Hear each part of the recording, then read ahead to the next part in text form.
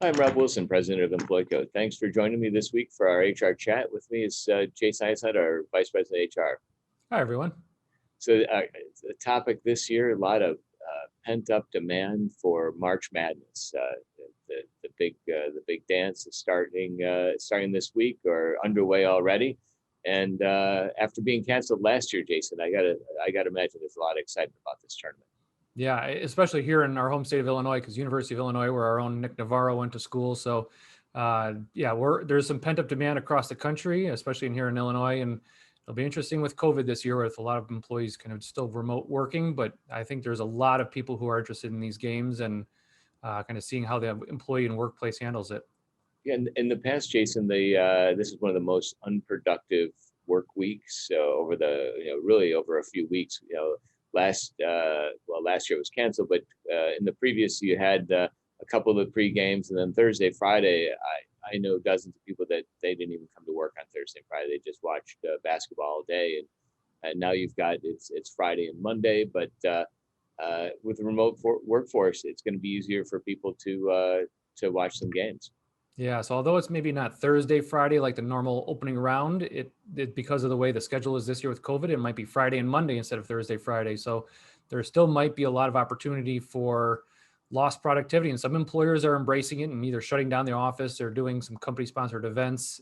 But just going to be aware that there is probably going to be some lost productivity.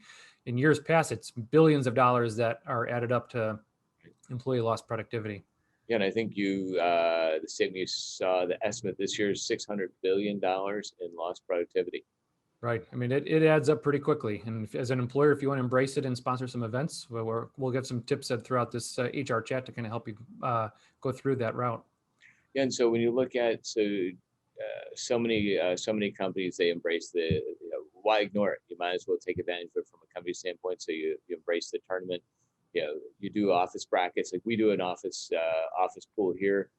It's free for everybody to get in, so we don't charge anybody, and it's fun. It's like the Super Bowl squares. The people like it.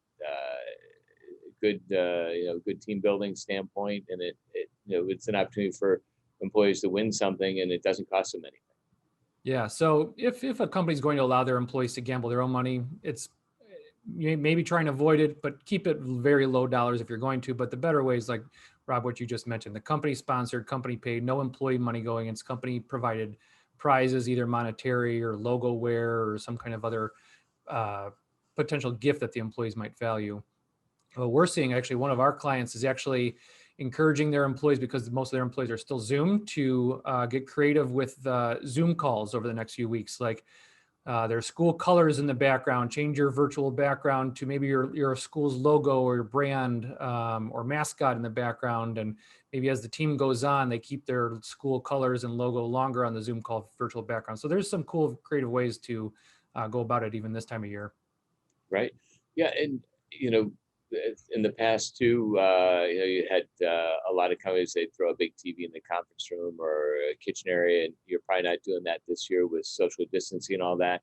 But what's the position with a bunch of people streaming on their laptops or desktops? Only thing you have to worry about is if everybody's doing that, what's your Wi-Fi bandwidth, right? Right. Yeah. And since most people are or a lot of employees might still be remote working from home, it's their own bandwidth. But yeah. But if people are either VPNing, go to my PC using their home computer, or even in the office, that might be something to worry about with the bandwidth or when streaming on this. I think it's the CBS website this year. And so our recommendation, have some fun with it, try and do some team building with it. People are going to watch the game. So from a corporate standpoint, take advantage of it and have some fun with it. Yeah. And good luck to your favorite team. Right. All right. So Jason, who you go, who you going for so far? My Northern Illinois University NIU Huskies they've maybe made the dance once in the last 20 years, but since they're out, I'll be rooting for University of Illinois. Okay. Yeah. Our own Nikki Navarro, who works the board for us on all our podcasts and HR chats. So he's a grad there. So my son Pierce went to Wake Forest. Unfortunately, they lost in a buzzer beater to Notre Dame. So they're out. I don't know. Maybe Loyola, Gonzaga. but in U of I, you can't go wrong with. Great to see U of I in the dance. So Yeah. thanks for joining us, and check out our. We try and do this every week. Check out our next HR chat. Yeah. If you have any questions, hr@employco.com. We're here to help. Thanks. Thank you.